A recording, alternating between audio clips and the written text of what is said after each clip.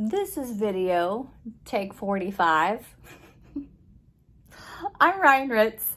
This is week 33 in our 52-week series, and I have been interrupted trying to make this video so many times because right now my house doesn't have internet, and my children are really having a hard time entertaining themselves with toys and no technology. Let's talk about entertaining. I'm going to segue that right in. Did you know that you could entertain angels? You can entertain God's angels. It says so in the Bible. It says, Hebrews 13, verse 2, do not forget to show hospitality to strangers, for by so doing, some people have shown hospitality to angels without knowing it. Another version, I believe it's the English Standard Version, says some people have entertained angels unknowingly. That is pretty cool. Have you ever met people that just make you feel like home? I'm thinking of particular people in my life that have made me feel like I was home in their presence, even if I wasn't anywhere near my house, or even in a home setting. Some people just have this gift of hospitality. And I'm so amazed that all of these people have so many common traits. They are good listeners. They are understanding. In their presence, you do not feel judged. They are welcoming and kind. They make you feel safe and heard. My list could go on and on forever, okay?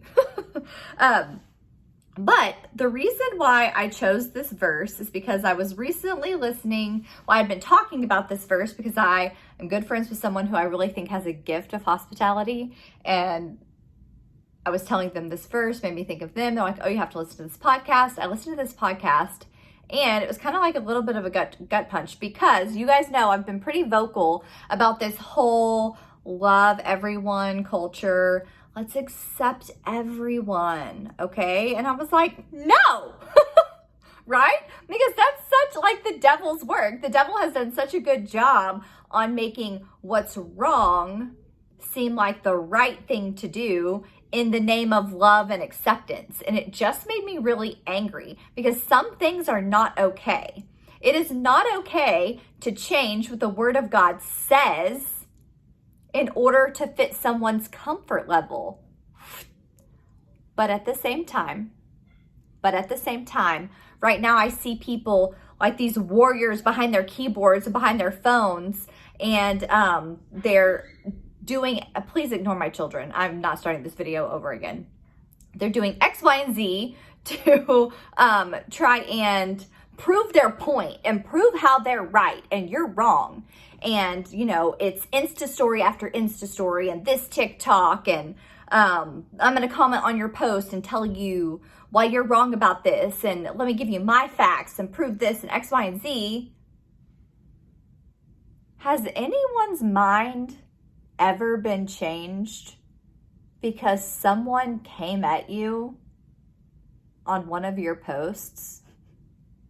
Seriously, maybe out there are some people who are making a difference with their Insta stories or their comments on Facebook, but my guess is that's very rare. And my guess is if they do make a change, the person whose heart they changed, they made that person feel heard, feel loved, feel safe.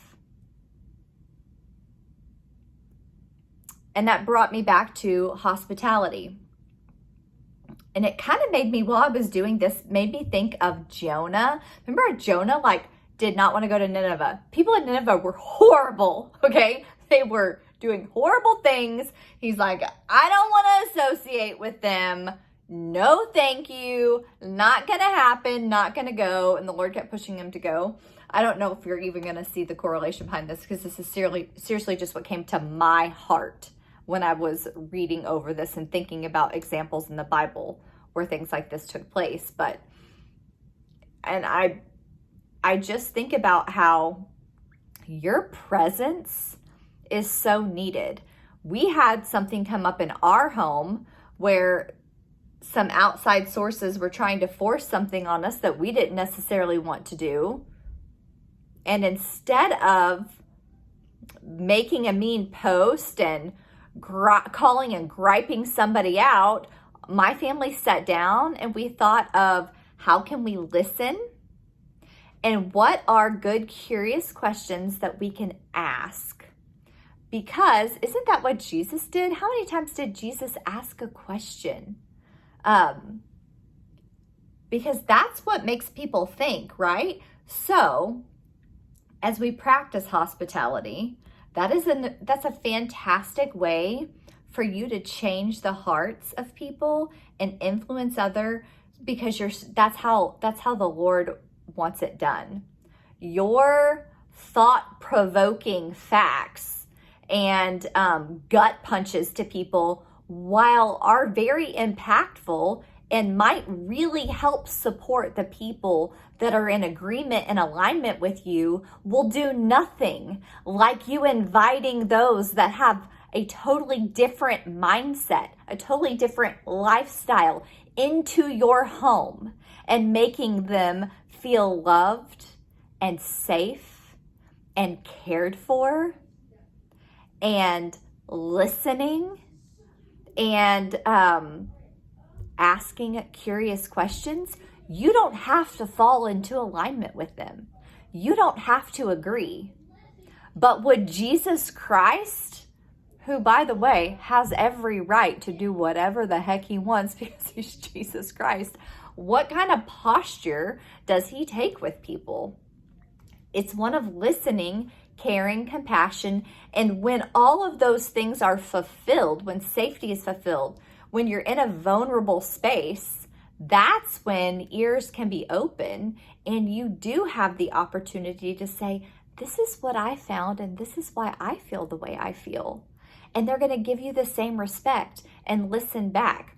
I do feel like this is kind of a lost art. And this is, man, talk about what a great way for the devil to work through COVID, right? Because a lot of us aren't having people in our homes. A lot of us aren't able to get together and be together with one another just simply because of the virus, right? But I really want to challenge you to look for different ways and opportunities. Look for a need that needs to be met, and look for a need, and it doesn't even have to be someone who thinks like you or votes like you or looks like you. I really want to challenge you to expand who sits at your table and listen and learn and be very open-minded with them and take on the posture of grace and humility instead of the posture, I'm right, you're wrong, let me show you why. I think that's a really powerful thing. And I also think, wow, what if someone I had into my home that looked different and thought different and voted different than me, and I was able to show them kindness, love, and hospitality and listen, what if that was one of God's angels?